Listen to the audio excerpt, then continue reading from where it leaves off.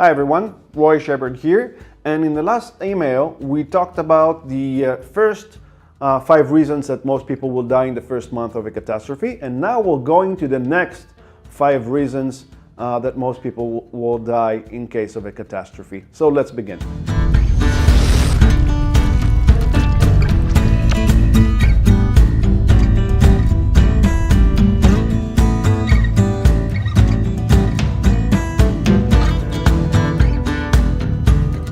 The next big reason why people would die during a catastrophe is because of sanitation, or actually the lack of sanitation. Since there's no electricity and sewage would be overflowing because the pumps will stop working and there would not be any garbage disposal, people would start living in their waste. So we saw that in Hurricane Katrina, we saw that in many different disaster zones. People usually take one room out of their apartment and create a waste room, a garbage room, which is basically what caused most of the epidemics in the Middle Ages. Living in your waste is so dangerous. It will cause infection, it will cause epidemics and illnesses. This is the main reason why.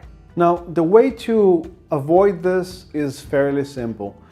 All of your garbage, all of your waste, pack up in plastic bags and throw them as far away from people as possible. And even better solution, once you start eating only organic food, instead of throwing your waste away, you can use plastic tanks and create compost. And compost becomes fertilizer, and you can use that fertilizer to grow new crops and eat that organic food, which is a pretty fantastic cycle that uses all of your waste in a positive manner.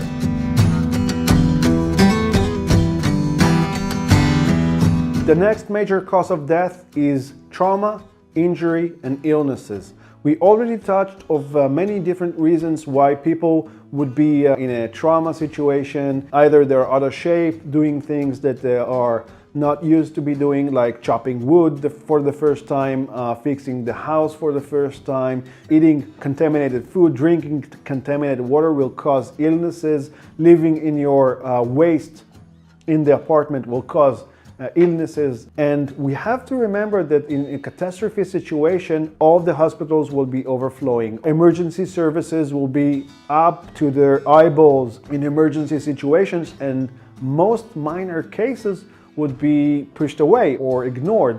So many people will die simply because they don't know how to administer first aid. Now, the way to avoid all this is very simple. Learn, then practice. Learn, then practice. Learn how to administer first aid and practice how to administer first aid. Learn how to do manual labor around the house and then practice doing that. We should learn how to do everything that we need in case of an emergency by ourselves, and if we have this experience during an emergency, obviously we'll be much safer doing these things. Practice makes perfect. Learn and then practice, and the more you do that, the better.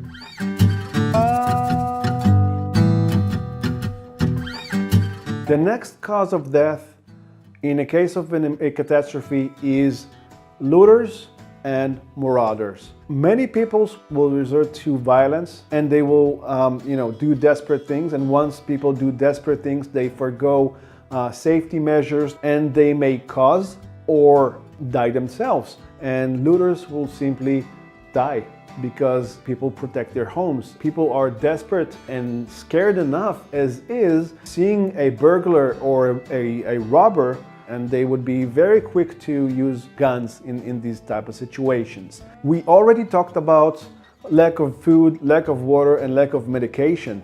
And these problems will cause many people to become desperate and drive them to commit crimes or any violent acts to get what they want.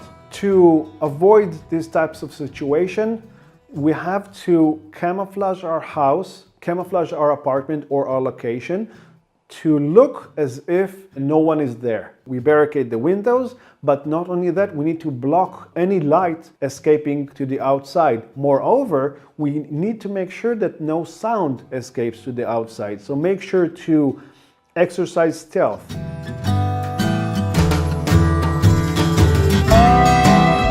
The next big reason that most people will die in case of a catastrophe is because most people would panic and try to escape major population areas.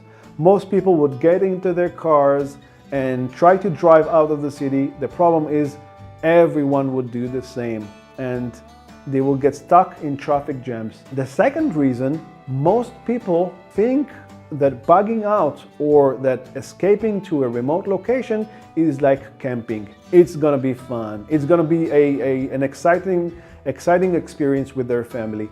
Survival situation is not. It's not fun. It's pressured. Every activity that you think would take a second now, like turning the stove on to prepare food or turning the faucet on to get water, it becomes laborious job. And most people are not ready for that. Most people think it's going to be fun. Not only that it would take a long time, many people simply have no idea how to do that. They have no idea how to gather food, no idea how to get water, no idea how to filter the water, there are so many things that you need to do. But survival situation also concerns your safety because, other people would be competing for the same resources in that area. You have to have some sort of a perimeter around your camp, and some sort of a fence around your camp to make sure that if there is an intruder that you are prepared for it. You have to set up guards, not to mention that most people never camped in their life. To avoid this type of situation is very, very simple. Just like before, learn, then practice.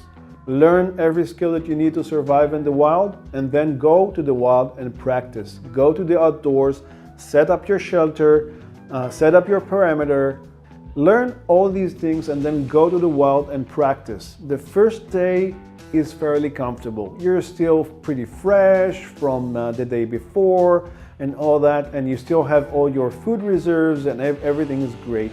The second day is a bit harder.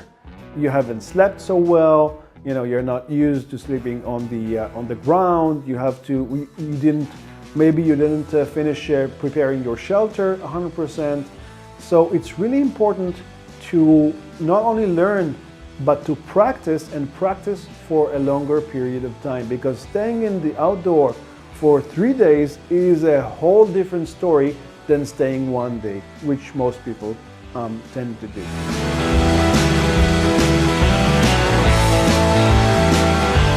If to sum up survival in 3 words, I would say never give up. You face a lot of obstacles, you face a lot of situations, and all the time you have to keep going, you have to keep motivated, you have to think outside of the box. How do I do this without the tools? How do I do this if I don't have the equipment to do that? And many people in modern society are almost completely dependent on technology. Many people have their entire livelihood based on technology, which means that in case that the grid goes down and electricity stops, they realize that no amount of likes can help them in a survival situation. And these people will be basically crushed, because the entire society, they would believe that the entire society has turned their backs on them and nobody cares about them. These people who lose hope would be the first casualties of a catastrophe. These people would not even bother to try to get food, not even bother to try to get water. Now, the problem here is they not only danger themselves, but they danger everyone around them. Seeing this video and reading these emails and reading these books is a first step into gaining all the motivation and all the hope that you need, because being prepared is the best way to keep motivated. If you have a plan, if you have the skill and the know-how what to do and how to do it in case of an emergency, then when it comes, when a WROL situation comes, you'll know exactly what to do, and everyone in your family will be ready to do it. Start incorporating weekends without technology, where we leave all of our social media, all of our computers and tablets and all that, we leave that at home and go out and do activities in the wild. So the main thing is keep doing what you're doing. Keep learning, keep practicing, and get prepared. The more prepared we get, the more motivated and the more hope we gather to ourselves and to our families. Because if we are the ones who are going to lead them, the more calm and the more executing we be, the more efficient we are, and the less emotional we are, the more confident our family becomes, and we lead our families to be as calm and as gathered as we are. We talked about the top 10 reasons why most people will die in case of a catastrophe. Basically, it doesn't really matter if it's a local or a global catastrophe. We can see right now Hurricane Harvey in Texas. We can see Hurricane Irma coming to Florida. We can see right now a civil war in Syria. We can see civil unrest in Greece, riots in the streets. During these situations, we have to stay vigilant, we have to stay prepared, and we really have to learn and practice to becoming prepared for these type of situations. I'd love to hear from you. So if you have any comments or questions, share them below. Let's open a dialogue. Which one of these major catastrophes is the one you fear the most? Do you think we missed something? Contact us either here in the comments or on Facebook or in the YouTube channel or even on our website. In the next videos, we're gonna have a series about equipment. What gear we carry on us in any type of situation. We'll start with our tier system. The first base tier is what we carry on ourselves. Second tier is our EDC, everyday carry, what we carry on ourselves for a day trip or a get back home kit, so to speak. Then we'll talk about the BOB tier, a bug out bag tier, and at the end we'll talk about our tactical tier, what we need for a mission or an operation. I can't wait to share all these awesome things with you. So until then, stay safe.